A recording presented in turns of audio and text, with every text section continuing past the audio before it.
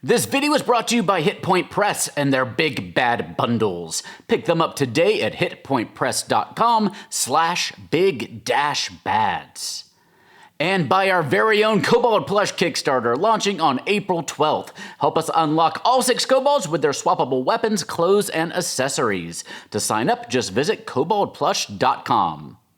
Hello, little goblins. Welcome to the Gallant Goblin. Recently, WizKids launched a whole new line of products for those of us who don't mind getting our hands a little dirty. Framework minis arrive in boxes like these, and when you open them up, you'll find that the mini is still on its sprue in pieces. But you'll quickly notice that there are more pieces than you need to put together whatever mini you see on the cover of the box. The idea is that you pick just the parts you want to make your mini unique. So with one box, a ranger perhaps, maybe I'll take the head with the cool looking helmet, the left arm with the spell effect, the other arm with the potion. I can put a component pouch on their belt and maybe a bow on their back. But when Grady gets the same box, he can take the head with the long flowing hair, the arms with the bow and arrow, the potion bottle on the belt, and maybe a backpack.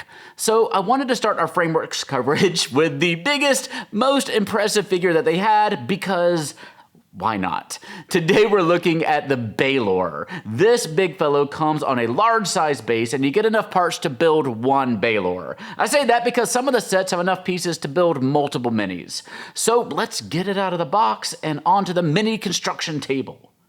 Let's take a look at the sprues that come in the kit. This set contains 3 of them, with one having the transparent spell and fire effects. One nice thing about having the pieces on sprues is that you can, if you like, paint some of the pieces before you put the mini together, which can make it a bit easier to get at some of those hard to reach places. If you're looking at all those pieces and thinking that you have no idea where to start, don't worry because you do get a set of instructions. Now, there are build options here, but for the first few steps, it's going to be the same for everyone. There's only one option for the torso, the wings, and the detailed terrain base. The back of the instructions takes you down one of 2 branches. Basically, you can choose between 2 different sets of horns and 2 different weapons and effects. The instructions are very helpful, but they can be a little bit difficult to parse when you're trying to figure out exactly where one piece fits into another piece and what orientation things are connected at. It is an inherent problem when you have 2D instructions for a 3D project. So here is the mini that I put together. Now, I mentioned that parsing the instructions was a bit tricky. Well, I managed to put the horns on facing the wrong way. Well, correction, I attached one horn facing the wrong way, and then the other horn just wouldn't fit in backwards in that orientation. Unfortunately, my first horn was already very securely attached before I discovered my error. I wanted to get this video out to you ASAP, so you'll notice that there's a horn missing, and I decided to just attach the head for now using a little bit of blue tack, and then that'll allow me to kind of go back later and fix it up. Learn from Theo, pay close attention to those horns. That little mistake aside, this is a very cool and impressive mini. If you have a Balor fight on your agenda, this is probably the guy you're going to want to throw down on the table. In fact, let's compare him to our other Balor and similar minis. Despite the figure itself being roughly the same size as our other Balors, the pose and the base and the effects make the figure much taller and wider. He is just a total beast. Despite my personal error, this isn't a terribly tricky mini to put together. Maybe somewhere in the moderate range. You will want a nice pair of sprue clippers or a hobby knife and some super glue or your adhesive of choice. There are several optional steps you can take along the way to make sure your mini looks as clean as possible, including removing bits of the leftover sprue, sanding bits to make sure they fit together perfectly, and filling in the gaps. But obviously, I did none of that here because I want you to see what this mini will look like after a novice has worked on it. You folks who regularly put minis together will know what you can do with this set. The only real cons of this set are the relative lack of options when compared to some of the other framework sets and the price. This puppy is going to run you between $90 and $100, which is rather a lot for an unpainted, unconstructed, large-size mini. But in the right hands, this fiendish fella could be the prize of your whole collection. It's stunningly sculpted, and I'm dying to see what you mini builders out there and you painters can do in our Discord channel. So put it together and let me see it.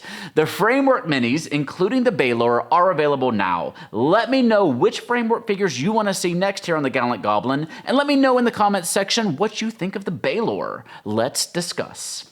Now, we've talked many times before about my love for the Big Bad Booklets from Hit Point Press. Each booklet gives you a new boss to add to your campaigns or to use in a one-shot. They come with backstory, role-playing guides, layer information, stat blocks, lots of art and story hooks so you can easily write them into whatever campaign you're running. And they use the 5e rules that you already know. So let's figure out how you can get the most digital bang for your buck. First of all, if you visit the Hit Point Press store, there are currently 3 Big Bad Booklets that are completely free to see what they're all about. Then you can get individual issues for about $3. But if you want to spend that hard-earned gold efficiently, check out their Big Bag bundles of 6 issues each. There are 4 bundles currently available for $12.99 each, so you're paying just like $2.16 an issue, which is a steal. Keep the PDFs in a folder on your laptop and you'll have access to fun and engaging adventures anytime you need them. Check out all the Big Bad bundles today at hitpointpress.com/big-bads. And don't miss out on our Kickstarter for our kobold plushies. We just got revisions done to our ranger and our warlock here, so I'm curious to hear what you think. The clothing and accessories are interchangeable as well, so you can switch them up as you like.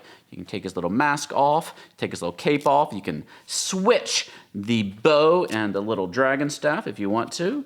You can take off his hood, you can take off his cape, and the ranger even has a secret little quiver on his back full of arrows that you can take out. Each plushie is going to have a bit of Velcro on each hand to hold their weapons, their musical instruments, their shields, their potion bottles, and whatever crazy nonsense we dream up together. They were an absolute hit at GaryCon last week, and the Kickstarter is going to be the place where you can pick them up for the cheapest price. So if you're interested, you don't want to miss it. And we're legit funding these through the Kickstarter, so if we don't hit all of those stretch goals, we're not going to be able to make all 6. So we need your help to launch strong. The first 48 hours are key. Visit koboldplush.com to sign up to be notified when we launch. That is koboldplush.com, and we launch officially on April 12th.